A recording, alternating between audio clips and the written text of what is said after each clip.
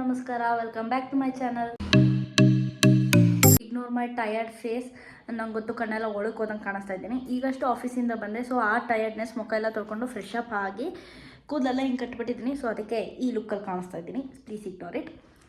ಇವತ್ತಿನ ವ್ಲಾಗ್ ಏನು ಅಂದರೆ, ಮೊನ್ನೆ ನಮ್ಮ ಆಫೀಸಲ್ಲಿ ರವೆ ಉಂಡೆ ಮಾಡಿದರು. ಸಚ್ಚುಗೆ ರವೆ ಉಂಡೆ ಅಂದರೆ ತುಂಬ ಇಷ್ಟ. ನಾನು ಅವ್ರಿಗೋಸ್ಕರ ಮದುವೆ ಸ್ಟಾರ್ಟಿಂಗಲ್ಲಿ ಒಂದು ಸಲ ಮಾಡಿದ್ದೆ. ಅದಾದಮೇಲೆ ನಾನು ರವೆ ಉಂಡೆ ಮಾಡೇ ಇಲ್ಲ. ಸೊ ಮೊನ್ನೆ ಆಫೀಸಲ್ಲಿ ರವೆ ಉಂಡೆ ನೋಡಿದಾಗ ಅವ್ರಿಗೆ ಕಾಲ್ ಮಾಡಿ ಹೇಳಿದೆ, ರವೆ ಉಂಡೆ ಮಾಡಿದ್ದಾರೆ ನಿಮ್ಮ ಫೇವ್ರೇಟು ಅಂದ್ಕೊಂಡು. ಅದಕ್ಕೆ ಅವ್ರು ಹೇಳ್ತಾಯಿದ್ರು, ಸ್ಟಾರ್ಟಿಂಗಲ್ಲಿ ಅಷ್ಟೇ ಮಾಡ್ತಾಯಿದ್ದೆ, ಇವಾಗ ಏನು ಮಾಡ್ತಾಯಿಲ್ಲ ಹಂಗೆ ಹಿಂಗೆ ಅಂದ್ಕೊಂಡು. ನಾನು ಹೌದು ಮಾಡಿ ಆವಾಗ ಒಂದೇ ಸಲ ಮಾಡಿದ್ದು ನಾನು. ಅದಾದಮೇಲೆ ನಾನು ಮತ್ತೆ ಮಾಡಲೇ ಇಲ್ಲ. ಅದಕ್ಕೆ ಇವತ್ತು ಅವರಿಗೆ ರವೆ ಉಂಡೆ ಮಾಡಿ ಸರ್ಪ್ರೈಸ್ ಮಾಡೋಣ ಅಂತ ಮಾಡ್ತಾಯಿದ್ದೀನಿ. ಚಿಕ್ಕ ಸರ್ಪ್ರೈಸು, ತುಂಬ ದೊಡ್ಡ ಸರ್ಪ್ರೈಸ್ ಏನಲ್ಲ. I know he will be very happy for this. ಅದಕ್ಕೋಸ್ಕರ ಈ ವ್ಲಾಗ್ನ ಮಾಡ್ತಾಯಿದ್ದೀನಿ, ರವೆ ಉಂಡೆ ನಾನು ಹೇಗೆ ಮಾಡ್ತೀನಿ ಅಂತ. ಫಾರ್ ಯುವರ್ ಇನ್ಫಾರ್ಮೇಷನ್, ನಾನು ಮದುವೆ ಆಗಿ 1.5 ವರ್ಷ ಆಗಿದೆ ಅಷ್ಟೇ. ಸೊ ನಾನು ತುಂಬ ಎಕ್ಸ್ಪರ್ಟ್ ಏನಲ್ಲ ಅಡುಗೆಯಲ್ಲಿ. ನನಗೆ ಹೆಂಗೆ ಗೊತ್ತು ನಾನು ಹಂಗೆ ಮಾಡ್ತೀನಿ.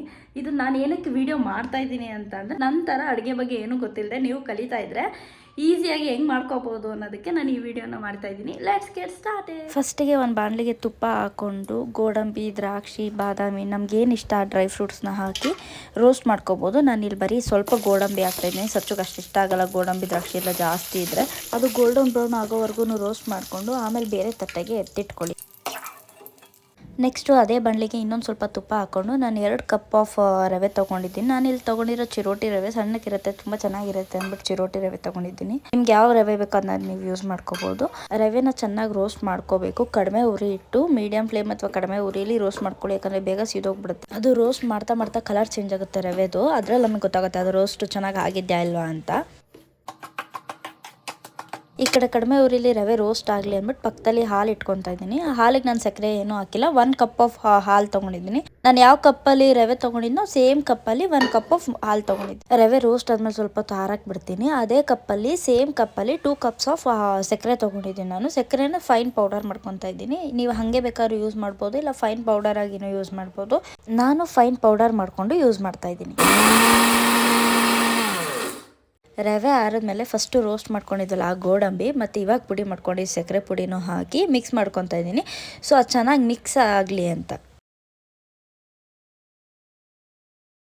ಈಗ ಅದೇ ಮಿಕ್ಸಿಗೆ ಸ್ವಲ್ಪ ಕಾಯಿ ತುರಿ ಹಾಕ್ತಾಯಿದ್ದೀನಿ. ಕಾಯಿನ ನೀವು ತುರಿದ್ಬಿಟ್ಟು ಅದ್ರ ಹಾಕ್ಬೋದು. ನಮ್ಮನೇಲಿ ತುರಿಮಣೆ ಇರಲಿಲ್ಲ, ಅದಕ್ಕೆ ನಾನು ಕಾಯಿನ ಈ ಥರ ಸಣ್ಣಕ್ಕೆ ರುಬ್ಕೊಂಡು ಇದಕ್ಕೆ ಹಾಕ್ತಾಯಿದ್ದೀನಿ. ಸೊ ಇದನ್ನೂ ಒಂದು ಸ್ವಲ್ಪ ಮಿಕ್ಸ್ ಮಾಡ್ಕೊಳ್ಳೋಣ.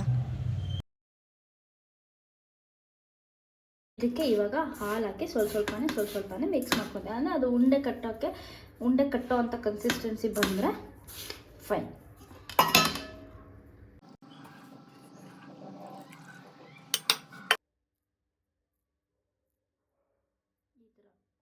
ಸೊ ಟೋಟಲಿ ಇಷ್ಟ ಆಗಿದೆ ಉಂಡೆ. 1 2 3 4 5 6 7 8 9 10 11 12 13 14 ಉಂಡೆ ಆಗಿದೆ.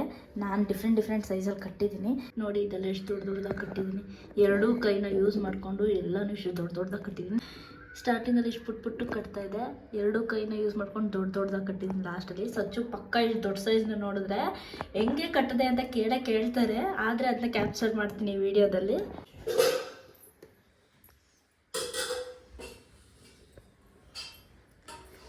ತಗೊಳ್ಳಿ ಅಮ್ಮ, ಓಪನ್ ಮಾಡಿ. ಓಕೆ. ವಾ,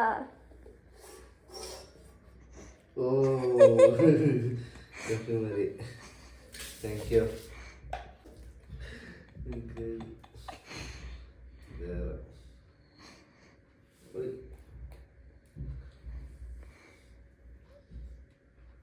ಸೂಪರ್. ಒಂದು ಕ್ವಶನ್ ಬರಬೇಕಿತ್ತಲ್ಲ ಈಗ, ಏನು ನೋಡ್ಬಿಟ್ಟು ಹೇಳಿ.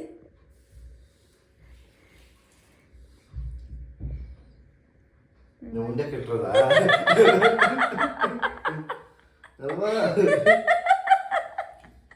ಅಷ್ಟು ಅಪ್ಪ ಉಂಡೆ ಹೆಂಗೆ ಕಟ್ಟಿದ್ರೆ ಕೇಳಬೇಕಿತ್ತಲ್ಲ. ಹೆಂಗ್ ಕಟ್ಟಿದೆ? 2 ಕೈನ ಯೂಸ್ ಮಾಡಿ. ಲಾಸ್ಟ್ ಟೈಮ್ ರೇಗ್ಸಿದ್ರಲ್ಲ ಗೋಲಿ ಗಾತ್ರದಲ್ಲಿ. ಸೂಪರ್.